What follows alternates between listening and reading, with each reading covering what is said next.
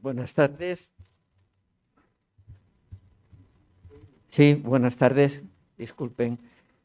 Nada, mostrarles mi agradecimiento por su presencia aquí al acto del libro que vamos a presentar a continuación. También, por supuesto, al Ateneo por cedernos las instalaciones, como siempre lo hace, para llevar a cabo esta presentación. El libro que hoy presentamos se titula Luis María de la Sierra, un abogado y juez liberal e ilustrado. Y ya como pedirles disculpa por este pequeño retraso que hemos tenido y por la ausencia de uno de los presentadores. Y nada más, ya que vamos justos de tiempo, le voy a ceder la palabra a don Gerardo Volado. Muchas gracias. Buenas noches. Me corresponde a mí en este acto la presentación del autor de esta excelente biografía del juez de carrera y político liberal Luis María de la Sierra, cosa que hago con sumo placer por tratarse de un viejo amigo por el que siento especial estima y reconocimiento. En las disciplinas humanísticas a las que pertenece el género de monografía histórica biografía, la garantía subjetiva de la obra es el autor, pues el método depende en buena medida de su estilo.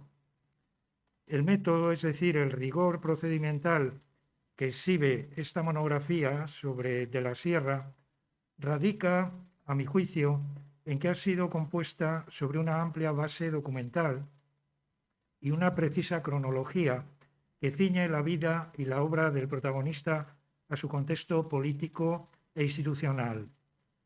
Además, la ponderación preside los posicionamientos críticos del autor sobre los comentarios y actuaciones del protagonista de su biografía. Destacaré algunos aspectos de la formación y de la larga carrera profesional como docente que me parece que pueden estar detrás de este rigor metodológico que da una base y una garantía a este trabajo. Luis Daniel Bedia Díez nació en 1941 en Pontejos, al sur de la Bahía, y pertenece a una generación que vivió muy intensamente los movimientos estudiantiles de los años 60 y que protagonizó en gran medida los cambios experimentados por la sociedad española en el último tercio del siglo XX. Siguió estudios eclesiásticos, licenciándose en teología en 1968 en la Universidad Pontificia de Comillas. Mediados los años 70 se doctoró en teología en la Universidad Gregoriana de Roma con la tesis de 1976, La afirmación de Dios en un mundo adulto, basada en el pensamiento del teólogo luterano Dietrich Bonhoeffer. Preparó esta tesis en el círculo de doctores y doctorandos de su director, el catedrático de Cristología, el padre jesuita Félix Pastor, donde probablemente asimiló el rigor que ha de acompañar a los trabajos de investigación histórica. Su primera experiencia docente fue en el Seminario de Oviedo, donde impartió clases de teología y filosofía en la segunda mitad de los años 70. Allí intimó con dos profesores que despertaron su afición por el libro antiguo, Silverio Cerra y Agustín Hevia. Si bien la librería anticuaria de Valdés contribuyó también a despertar la bibliofilia, verdadero resorte de la obra que comentamos hoy aquí. En 1980 obtuvo el título civil de licenciatura en Filosofía por la Universidad de Valencia y poco después ganó las oposiciones a profesor de enseñanza secundaria y comenzó en el curso 1982-83 su carrera docente, desarrollada principalmente en el Instituto Santa Clara. Su larga y fecunda docencia pudo ser otra escuela de precisión en la formulación de los juicios y de cuidado en los comentarios críticos. Fue precisamente en 1983 cuando la fortuna puso al alcance de su bibliofilia en la librería anticuaria de Velázquez, cerca de la iglesia de los jesuitas, el fondo documental que está en el origen de esta monografía. Este fondo privado que adquirió, ordenó e indexó entonces es parte principal de la documentación utilizada, que se nutre también de documentos del Archivo Histórico Nacional, Fondo de Jueces, de los registros académicos de colegios y universidades en los que se formó de la Sierra, así como en otros centros de documentación regional, como el Archivo Histórico Provincial, el Archivo Histórico Diocesano, el Archivo Municipal, etc. En su periplo por los institutos de Cantabria, antes de volver a su plaza definitiva en el IES Santa Clara, coincidió con el autor del estudio Burguesía y Revolución Liberal 1812-1840, que se publicó en 1988, el profesor Vicente Fernández Benítez, que probablemente le ayudó a percibir con más claridad la dimensión de la figura de Luis María de la Sierra en el conflictivo periodo de la historia de España que le tocó vivir. Sin embargo, la primera persona que le incitó a escribir esta monografía fue en 1992 el abogado Mario García Oliva, cuando estaba escribiendo su conocido estudio La abogacía en Cantabria, que se publicó estudio en 1993 y para el que Luis le facilitó información sobre la Sierra. En 1993, probablemente lo podrá confirmar luego el propio Luis, el proyecto de esta monografía estaba ya claro y explícito en su ánimo, pero la docencia y otros intereses ocupaban entonces su tiempo. No me detengo aquí a detallar otros notables trabajos de didáctica general y de didáctica de la filosofía, porque no se relacionan con la obra que se va a comentar aquí, si bien recordaré dos proyectos importantes en los que participó: el proyecto Harvard en las aulas de secundaria y el proyecto CITESFI, fueron finales de los 90 y primeros del año 2000. Me parece, por la amistad que tengo con Luis y el largo conocimiento que tengo suyo, que la escritura ha sido siempre para él un momento de esparcimiento y creatividad en la vida, y que ha escrito siempre con fundamento. Tal vez por eso tuvo que esperar hasta su jubilación en 2010 el desarrollo de este proyecto, que rivalizó con otro no menos apasionante, el dominio del monasterio de Santa María la Real de Aguilar de Campoo. Y fue este proyecto el primero que le ocupó tras jubilarse, si bien las dificultades que plantea el establecimiento de la cronología y el contexto sociopolítico y cultural de este monasterio, básicos para desarrollar su estudio, probablemente le llevaron a preterirlo y a dar prioridad y a centrarse en la biografía Luis María de la Sierra, abogado y juez liberal e ilustrado. En el año 2016 publicó un colega de la Universidad de Cantabria una edición de La cuestión de las harinas, en la que hizo una introducción muy valiosa. Él es un historiador de la economía, hizo un estudio valioso desde el punto de vista económico, pero no aportó nuevos datos en relación a su biografía y a otros estudios. Yo creo que debió de ser en 2015, si no antes, que Luis empezó a trabajar en esta biografía, a completar sus datos, leer, componer la cronología, redactar apartados, corregir, reescribir, un cuidadoso trabajo de composición y redacción propio de quien hace algo con todo el cuidado y el gusto personal, movido por una pasión íntima, en este caso el conocimiento y la difusión de la historia y de las letras regionales de Cantabria. En efecto, otro de los resortes de la vida, de la obra, yo diría que de la que vamos a comentar hoy aquí, ha sido esa pasión siempre activa en la vida de Luis, de la que son también exponentes escritos suyos como Importancia estratégica de Reynosa durante la Guerra de la Independencia, o Aportación a una historia de la enseñanza primaria durante el siglo XVIII en Trasmiera, etc. Trabajos de extensión media pero todos con aportaciones nuevas en base a documentación de la que él disponía. La biografía de Luis María estaba prácticamente terminada en 2019, pero su última revisión tuvo lugar en el fatídico 2020 y fue seguramente terapéutica en el difícil confinamiento impuesto por la autoridad política para superar la pandemia causada por el virus SARS-CoV-2. Concluyo aquí, les agradezco la atención, felicitando efusivamente al autor de esta, reitero, excelente biografía que he leído con mucho interés y provecho.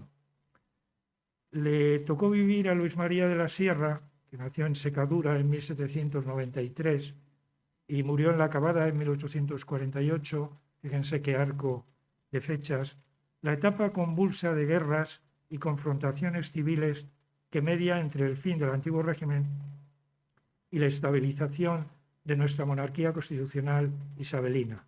España dejó de ser en este periodo una potencia europea y se convirtió en un país romántico, o así era percibido por las otras potencias europeas.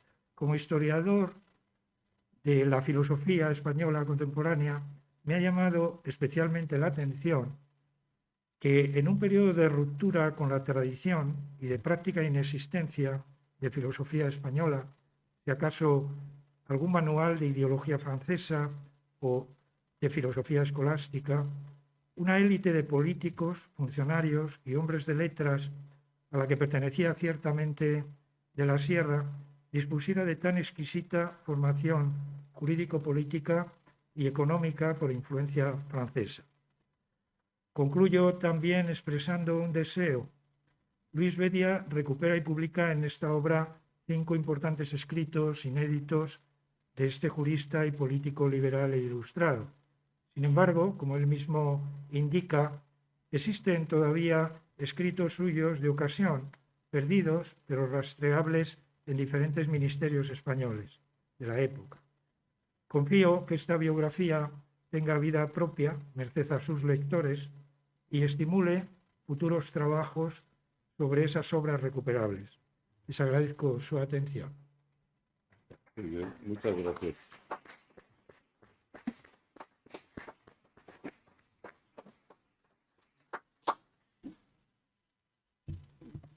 Bien, nuestro amigo Francisco pues sigue sin llegar. Esperamos que llegue mientras yo, que tenía que decir las últimas palabras, pues les adelanto lo que iba a decir.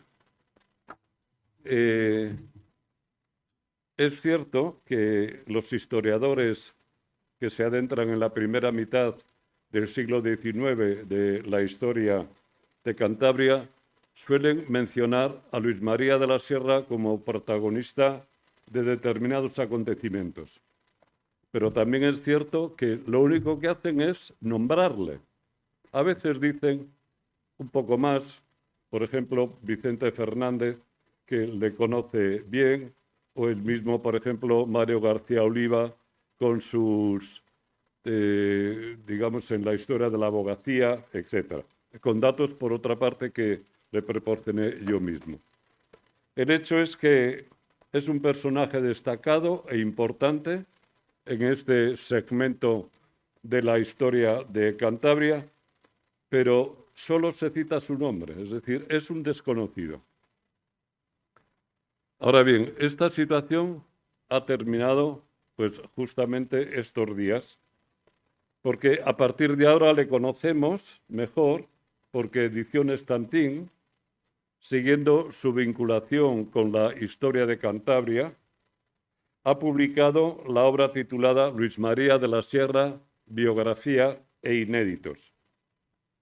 Mi agradecimiento a don José Luis y a su hija Sonsoles, que captaron la ilusión que había puesto en ese trabajo y además soportaron mis impertinencias. Pero son conscientes también, y quiero hacerlo público, que la edición de investigaciones históricas hace que el trabajo de escribir nuestro no sea estéril. Esto me parece que es importantísimo. Sino que ese trabajo se proyecte en situaciones y necesidades del presente, facilitando su comprensión y su provecho. Dicho en un argumento muy sencillo, es cierto que el conocimiento es un bien social, y si el conocimiento, digamos, se adquiere mediante la edición de libros, es lógico que la edición de libros es un bien social, un patrimonio cultural social. ¿Entendido, verdad? Bien, esto en agradecimiento a la editorial. Por otra parte, quiero resaltar que esta biografía se ha escrito documentada con todos los fondos, digamos, desde el Archivo Histórico Nacional hasta todos los archivos, digamos, regionales, pero sobre todo también con un fondo histórico particular que yo tuve la suerte de adquirir de un anticuario aquí en Santander. Y en este sentido sí que quiero, digamos, me siento especialmente satisfecho por dar a la luz estos documentos. Siempre ha sido, digamos, mi criterio el poner a disposición de compañeros y de quien me lo ha pedido normalmente mis series documentales, mi pequeño archivo, mis libros, Gerardo es testimonio de ello, y otros compañeros como el mismo Vicente Fernández Benítez, como Mario García Oliva, como Virginia Calvente, la mujer de Francisco Mantecón, como Jesús Cuesta o como Amado Zavala. Es decir, bien, esto por la cuestión del fondo documental privado. El resultado es una obra histórica, como digo en la introducción, parca en literatura, pero rigurosa y rica en referencias documentales. Hablan los documentos y nos presentan a un abogado y a un juez liberal e ilustrado, nacido en Secadura, en la Junta de Voto, que fue secretario de la Junta de Comercio y llegó a ser alcalde mayor de Santander, que en su personalidad destacan básicamente rasgos positivos. Por ejemplo, la lucha constante por la independencia y la libertad propia y de la nación. Por ella luchó contra los invasores franceses.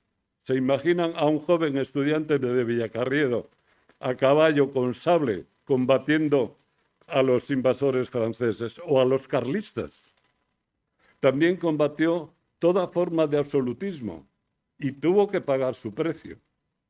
Los carlistas, con Garviras a la cabeza, le quemaron la casa de Ontaneda, donde él había, digamos, establecido, formado un escuadrón de caballería para evitar y cortar, digamos, las incursiones que hacían los carlistas en Cantabria.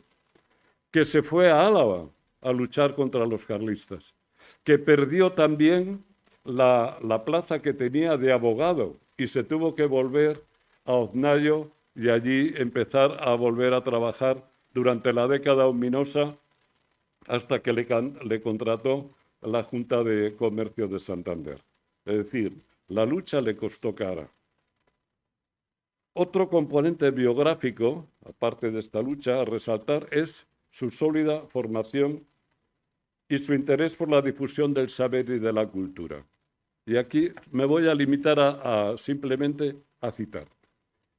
La primera apoyatura de esta afirmación es el año que él dirige, redacta y edita el boletín oficial de la provincia de Santander y su provincia, que es el título, de Santander y su provincia. El primer año. Y realmente se convierte, como dice Simón Cabarga, en el primer periodista de Cantabria y el primer, digamos, cronista de la guerra carlista.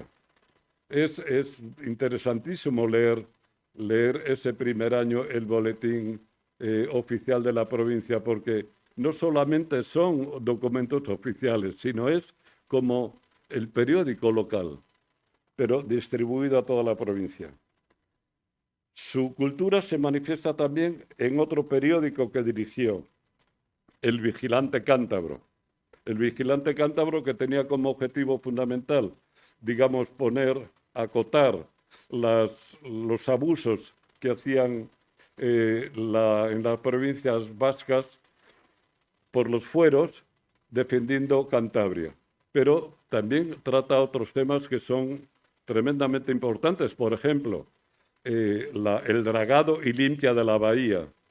Nosotros estamos comentando el tema de los espigones y de la playa y tal y cual, pero no sabemos que nuestro puerto está corriendo un gravísimo riesgo, como ha denunciado Castañeda, Ángel Manuel Castañeda, en un artículo reciente, que en cualquier día de vendaval se corren las arenas y nos ciegan el puerto, porque hay que dragar y limpiar la bahía, que está colmatada, como vemos, cuando hay una marea baja. Es precioso también el tercer documento, que es una maravilla, te quedas realmente sorprendido de la erudición de este hombre y de la valoración que este hombre hace en el discurso de fundación del Ateneo. Es fundador, del Ateneo, del Liceo. Y digo Ateneo porque el liceo que él funda, y con otra serie de socios, es el preludio del Ateneo de Santander, donde estamos.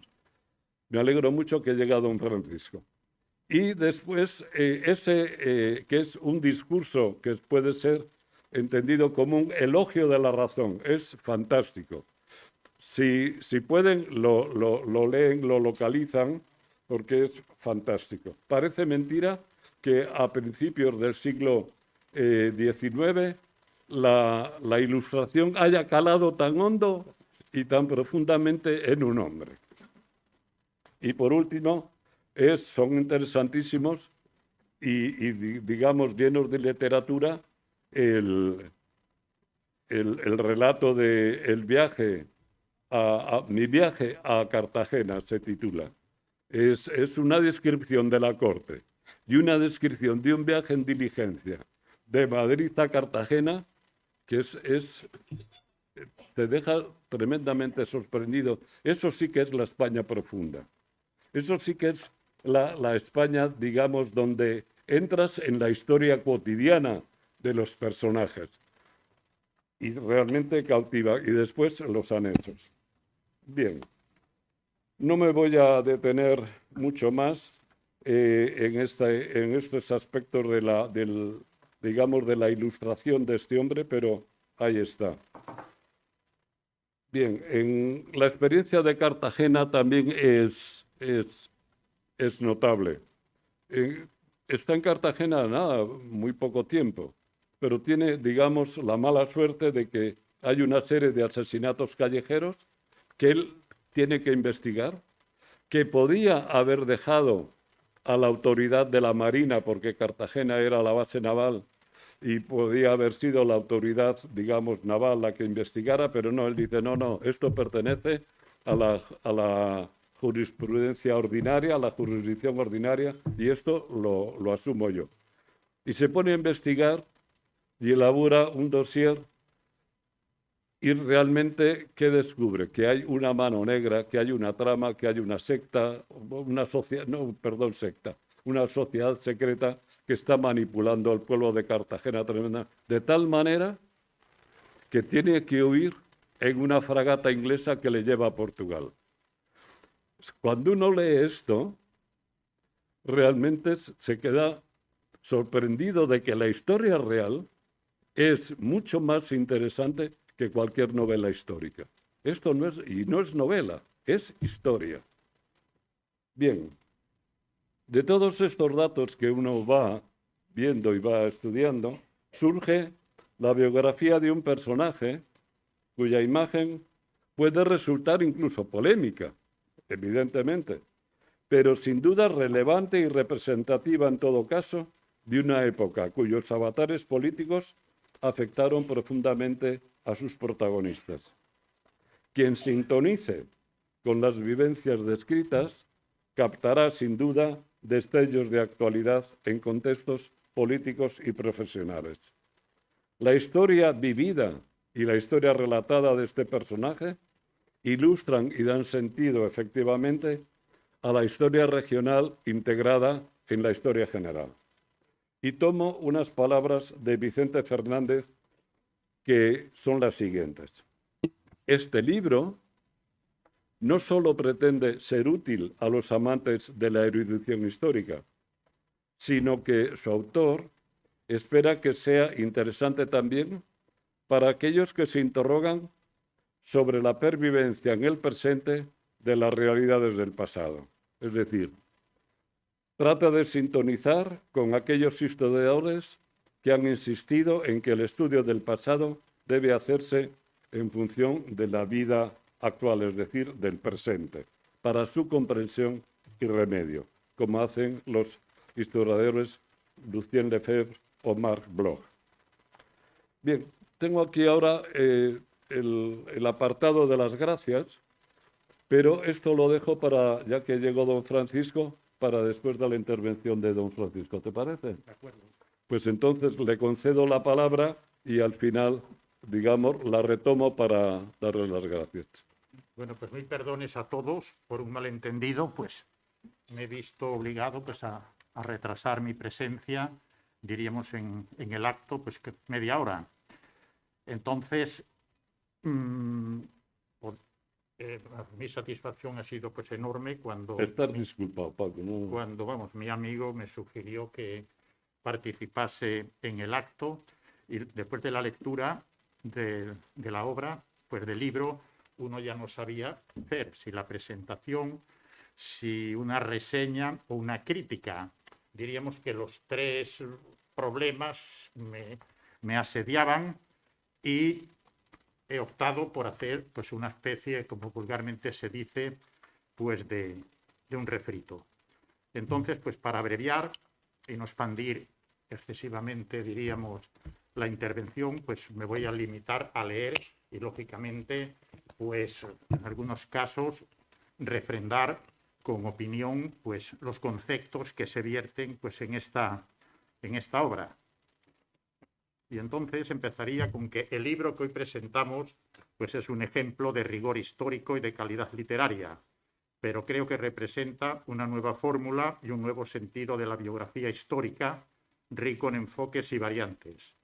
El autor ha centrado su análisis y relato en la evolución política y en la dimensión moral de un personaje, Luis María de la Sierra, 1793-1848, que permite aclarar espacios poco estudiados sobre algunas opciones culturales e ideológicas y facilita la aproximación a un periodo histórico y a un proceso de cambio social en la coyuntura política que afectó a España y a Cantabria entre los años 1808 y 1848, que se corresponde con el fin del antiguo régimen y la implantación de una tibia revolución liberal burguesa en la que el protagonista participó directamente como hombre de acción y de pensamiento, de persona pública y de gestión profesional. Sus cualidades de persona eficiente están acreditadas en los 4 textos inéditos que constituyen el epílogo del libro, que son unos apuntes para servir a la historia de la Milicia Nacional, que era un cuerpo de voluntarios creado por los liberales y que de hecho pues servía como elemento de enseñanza y como tropa auxiliar y casi a medida que avanzaba, diríamos, el siglo, de cuerpo de, diríamos, de agitación, pero que jugó su papel, lógicamente, en las guerras contra los carlistas. Después, un ensayo sobre las causas que devinieron en la osadía y barbarie de las partidas carlistas y en la inacción institucional y legislativa de los partidos liberales. Entre un texto y el otro puede haber una diferencia de 10 años. Y aquí ya lo que late pues, es el desengaño político de unos y de otros.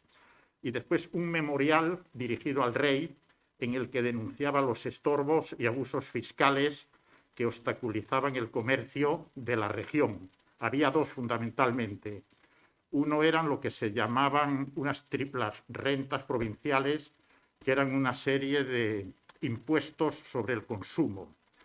Y la otra era la vecindad del mundo vasco, que al gozar de fueros y estar exentos de los impuestos reales, sus mercancías pues invadían pues lo que entonces era Cantabria, no en los términos que hoy pues la entendemos, no era una unidad jurisdiccional, por supuesto, pero que dio ocasión a lo que se atestigua de la presencia de los pasiegos como personas que se dedicaban al contrabando. No había impuestos, diríamos, reales que tenían que pagar las 3 diputaciones que existían. Tampoco existía el concepto, por supuesto, de lo que hoy se entiende como Euskadi. Y después hay un planteamiento que es económico, que obedece a una escuela o teoría casi del siglo XVIII, que es la fisiocracia, y hace un estudio pues casi perfecto, con ejemplos de libro, que él le presenta al ayuntamiento de la Junta de Voto, de donde era, diríamos, concejal, en que expone las medidas pues, más adecuadas para el desarrollo de la agricultura y de la libertad como un medio de crear beneficio tanto a los propietarios como a los arrendatarios. No puedo hacer, diríamos, mucho hincapié, pero sí que es una parte primordial del texto que justifica todo el contenido del libro, pues estos 4 aspectos que va a tratar de su propia obra, que son inéditos, pues Luis de la Sierra. Entonces, la figura de Luis María de la Sierra está definida por un espíritu ilustrado, un carácter moderno, apertura mental, solidez cultural, análisis racional e ideología adscrita al liberalismo doctrinario, al que sirvió como hombre de armas, abogado, funcionario, político, juez, alcalde mayor, publicista, editor, empresario e impulsor de instituciones tendentes al fomento, progreso, innovación y desarrollo económico, y mercantil y cultural de Santander y su región y provincia ya desde 1833.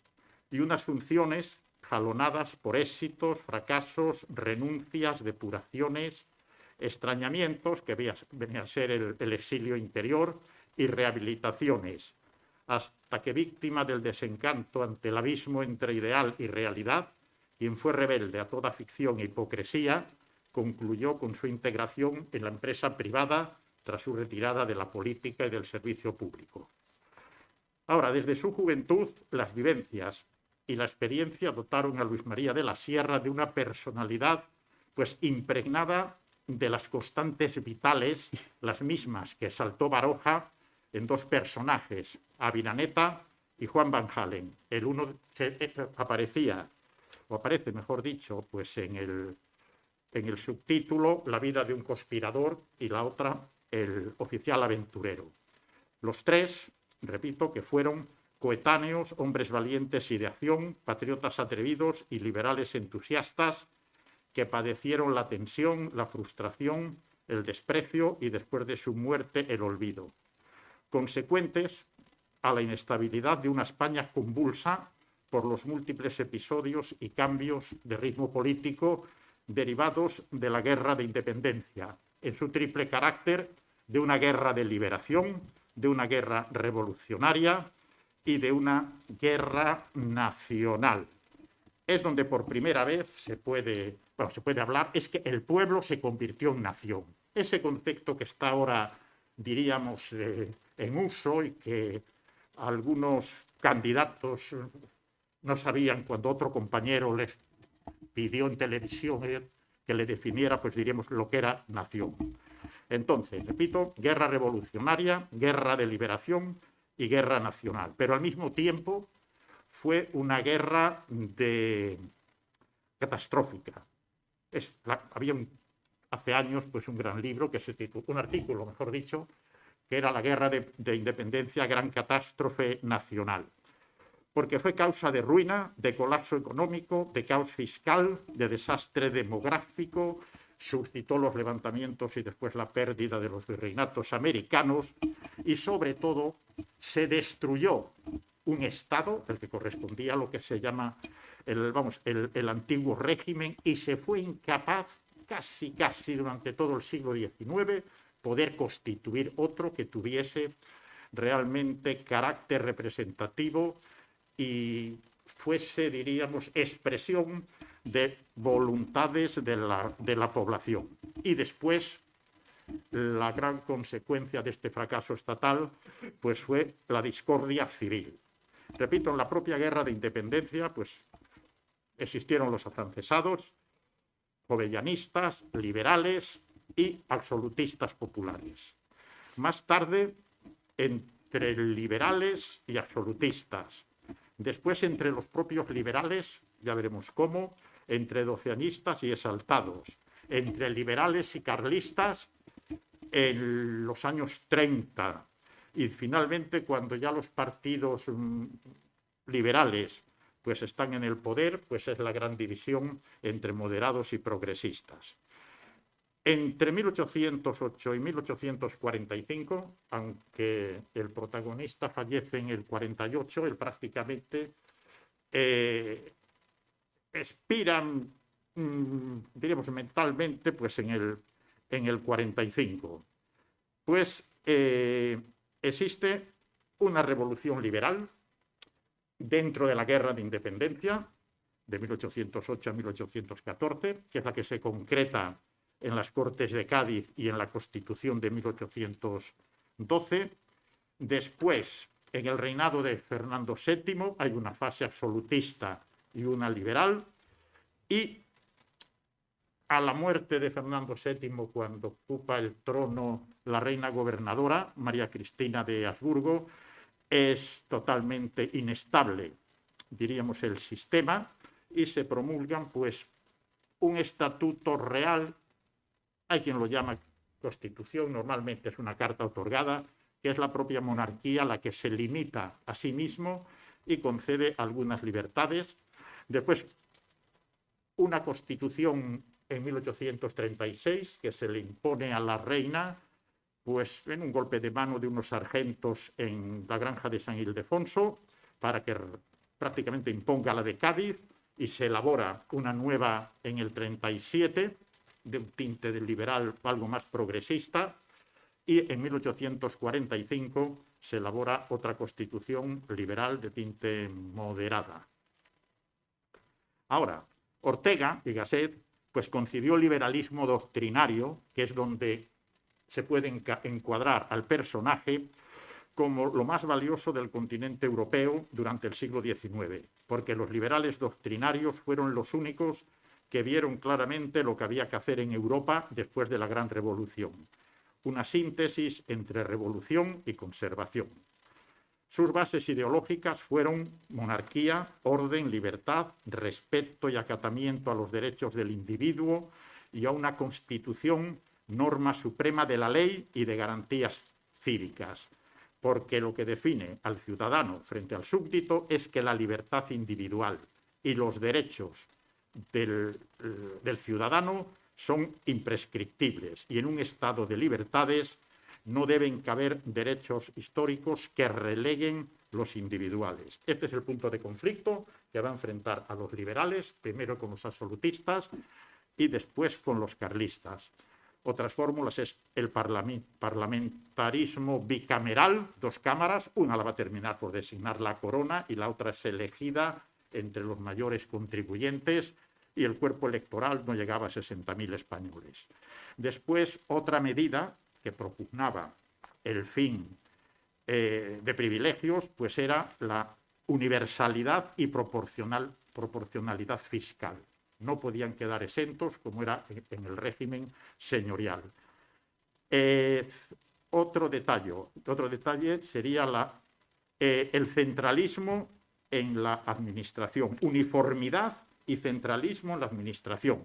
Quiero decir, los mismos derechos y las mismas obligaciones fuesen de Galicia, de Cartagena, de Badajoz o de La Rioja.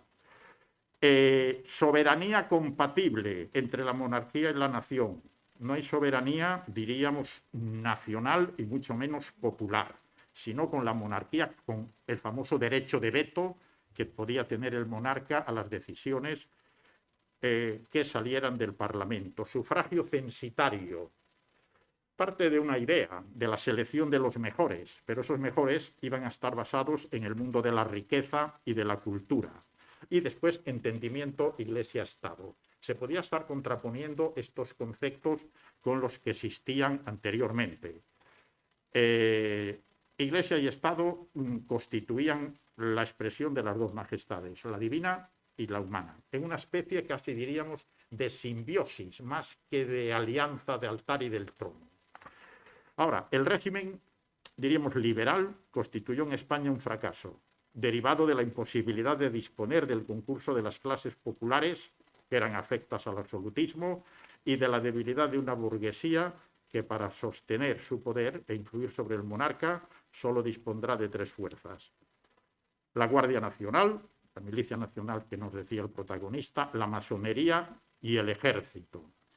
¿Y por qué digo el ejército? Porque la guerra de la independencia había supuesto, a través de la guerrilla, a través de las milicias, que en el margen en que las normas las dictaba el régimen liberal y sobre todo en el trienio 2023, se reconocieron como grados militares aquellos que habían obtenido personas que procedían del pueblo, de las clases medias y demás. Y esto fue una obra que se realizó en el trienio constitucional. Después, muchos de ellos intervinieron en América, pues frente al movimiento de la emancipación. Fue otra guerra civil prácticamente entre españoles. Pero cuando en las fases que podríamos decir absolutistas, la monarquía no reconocía esa serie, diríamos, de graduaciones militares y seguía manteniendo pues, un ejército elitista. Entonces, la suerte de muchísimos grados, incluso generales y demás, que se la debían al liberalismo frente a un concepto de ejército elitista y a la antigua usanza en que los altos grados pertenecían pues, a la nobleza, abrazaron casi todos ellos la causa liberal. El liberalismo era tan tenue y tan escaso que al final los jefes de los partidos llegaron a ser pues, los altos grados militares. El régimen de Isabel II, que va a comenzar en el año 43, en vida todavía de Luis de la Sierra, pues se le conoce como el régimen de los liberales. Los tres grandes hombres fuertes del liberalismo español pues fueron Espartero, fue Narváez y iba a ser después O'Donnell. Repito que solo dispondrá de tres fuerzas, que es la Guardia Nacional, la masonería y el ejército, y supeditará la libertad al mantenimiento del orden público, a la seguridad de las personas y a la propiedad, sin otra posibilidad de actuar que el recurso a la conspiración secreta en la logia masónica, en los pronunciamientos y después en las intrigas palaciegas. Porque si se pudiese enumerar la cantidad de cambios de gobierno que surgen en esta última fase en que el trono le ocupa María Cristina, el favoritismo, el fulanismo, el enchufismo, llegan a provocar verdaderos cambios, diríamos, de gobierno. Y repito que las zancadillas que sufrieron todos los gobiernos españoles no se deben casi nunca a las fuerzas del descontento social, sino a rivalidades entre grupos de la oligarquía dirigente, intelectuales, hombres de leyes, altos jefes militares y propietarios. Vuelvo a insistir que el derecho a voto, el hecho de ser elector, suponía tener que contribuir al Estado con una determinada cantidad. Pero para ser elegido, ser elegible, la cantidad era muchísimo pues, más elevada. Entonces, una política que estaba pues, en manos de minorías y de élites. Ahora bien, el estudio de la primera mitad del siglo XIX, que es el que nos afecta, aunque resulte apasionante, nos debe poner en guardia contra la pasión. Ninguna época de la historia de España ha sido estudiada y relatada con tanta parcialidad. Sus fuentes historiográficas están siempre escritas con una intencionalidad política, fácil de descubrir si no se procede con cautela.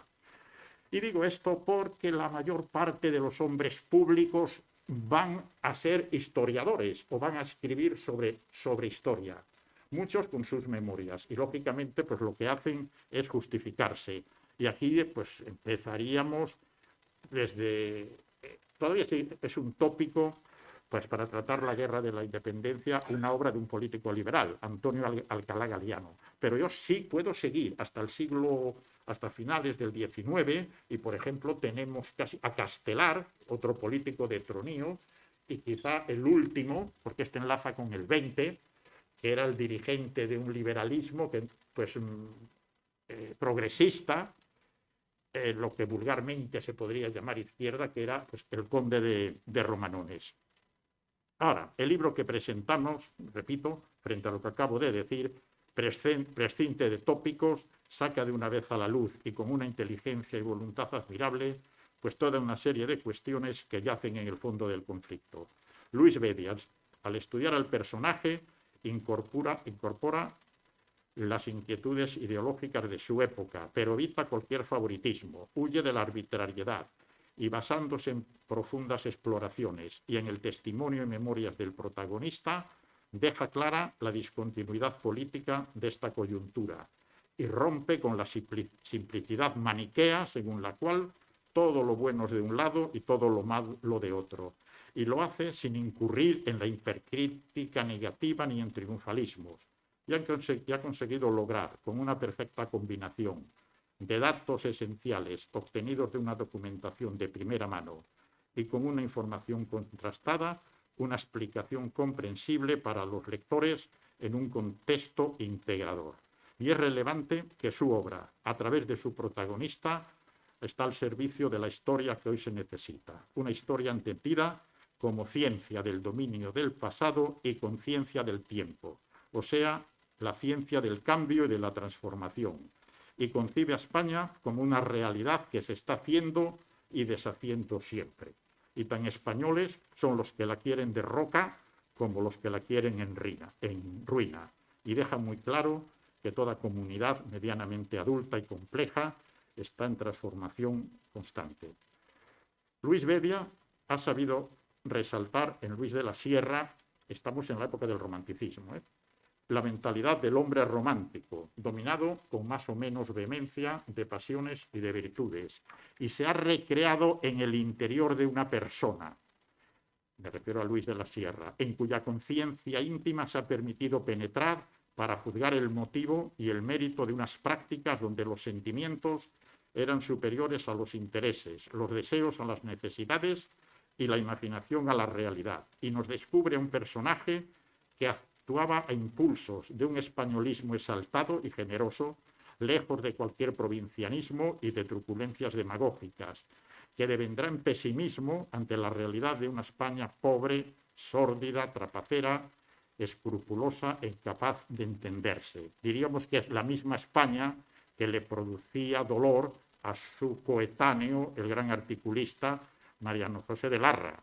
En su expresiva lamentación, pues aquí yace media España, murió de la otra media, y a quien lapidó su patria tras su vano intento de corregir sus costumbres en lo que tenían de abusivo, pernicioso y absurdo. El autor, y me refiero pues a Luis, también comprende y sitúa a Luis de la Sierra en la misma España que se ceñía a la trágica definición de Unamuno. España es una nación absurda, pero cuyo absurdo y su nervio es su nervio y su principal sostén.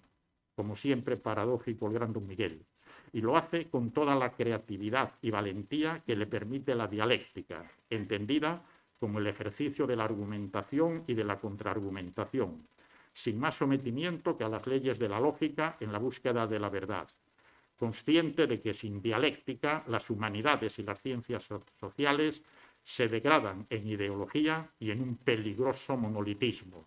Por eso esta obra es la propia de un intelectual honrado, de un filósofo ciudadano, que al igual que el protagonista asume la obligación de que sus ideas prendan en la opinión de los lectores y lo hace a distancia de la acción política y frente a los filósofos de partido es consciente de la imposibilidad de reducir la acción individual a esquemas puramente mecánicos, porque cualquier acción cobra sentido si tiene lugar en un contexto de relaciones. Pero el contexto es cambiante, plural y a menudo contradictorio. Y el hecho de que un individuo socializado actúe en distintos escenarios en los que rigen reglas diferentes le convierten en un sujeto plural. Y deja bien claro Luis que el hombre político, nos estamos refiriendo a Luis de la Sierra, se construye a sí mismo, pero a la vez que es construido.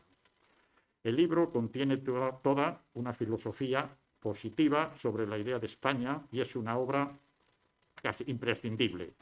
Sus argumentos son contundentes y sus ejemplos de gran solvencia, pero lo mejor es su espíritu animado por la vitaz de un pensamiento joven y por un sentimiento moral digno de ser asumido por los lectores. Pues Luis Bedia, ejemplo de Gustavo Bueno, en su obra España no es un mito, hace notar y advierte, como habría hecho también Luis de la Sierra, de las inquietudes y peligros contra la nación y lo común. Y lo hace así porque está a las antípodas de cualquier nacionalismo y de cualquier tabú del incesto con la tierra. Y porque ha sabido convertir las fuerzas de la historia en potencias del individuo para incentivar la moral pública y su fomento económico y cultural.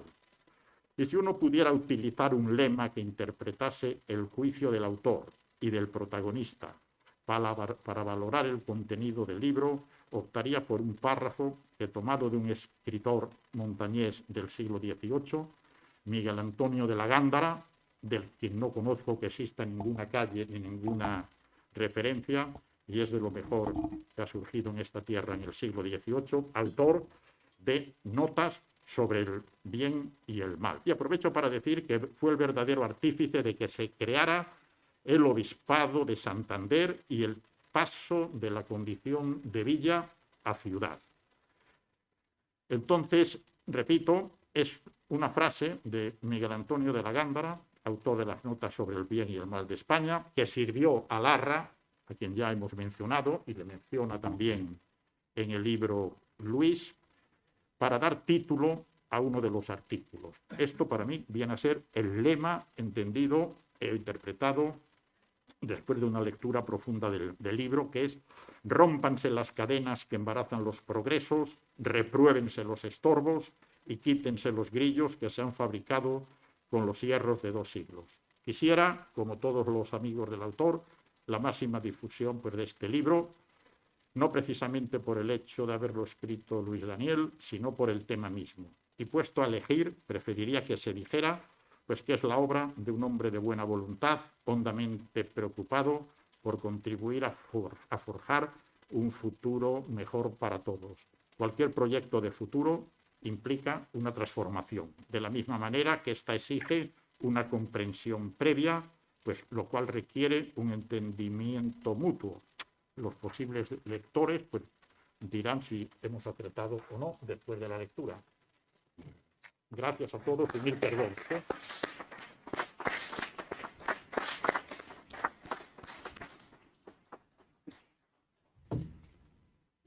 Muchas gracias, Francisco. Termino, sí, como decía antes, dando las gracias. Doy las gracias a 2 instituciones con las que estuve en contacto, que se reconocieron en este libro y se citan en él, y rememoran en él la singular personalidad de Luis María y la proyección regional y nacional de su trabajo. Me refiero al Ilustre Colegio de Abogados y a la Cámara de Comercio. El Ilustre Colegio de Abogados, representado en Calixto Alonso del Pozo, y la Cámara en Jesús Tortosa. Gracias también a Francisco y a Gerardo, que soportaron mis preguntas y no dejaron de animarme y me acompañan en esta presentación. Muchas gracias. Un saludo también agradecido a todos los amigos que están siguiendo la transmisión por la web del Ateneo. Y termino con una confidencia. Visitando la ciudad de Durham, en el noreste de Inglaterra, paseando por la ciudad, vi una leyenda grabada en el dintel de la puerta de la biblioteca de la universidad que decía: una parte no pequeña de la erudición consiste en conocer buenos libros. Pues bien, creo que este es un buen libro y espero que quien lo lea lo disfrute tanto como yo lo disfruté redactándolo. Muchas gracias.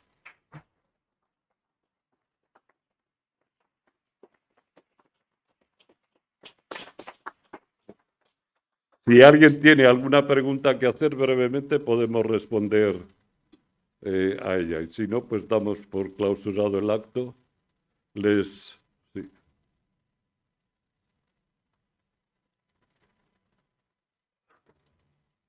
No sé si... No, no hay preguntas. de viva voz, de viva voz.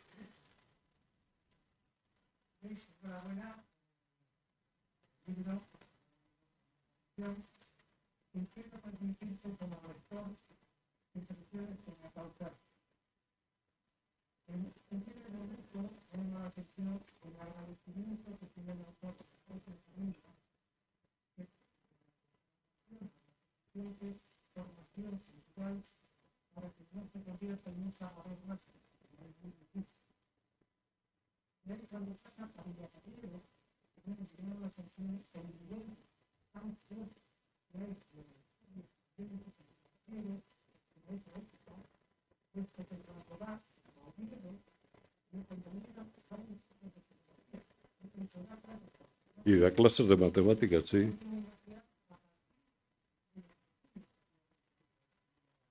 Sí, sí.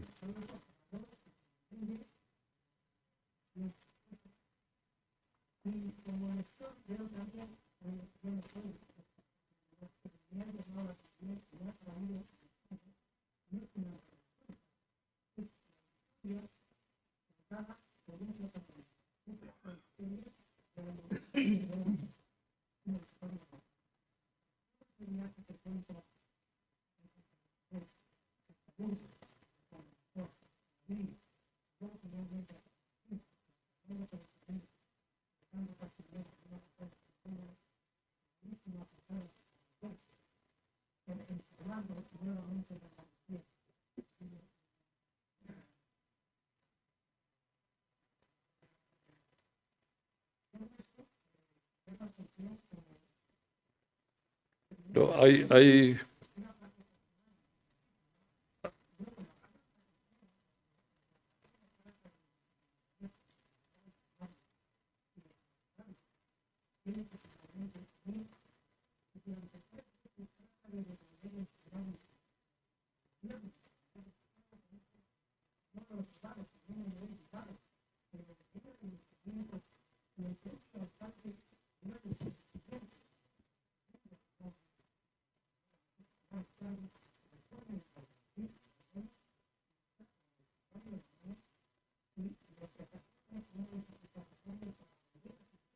De 600 y pico folios, ¿eh?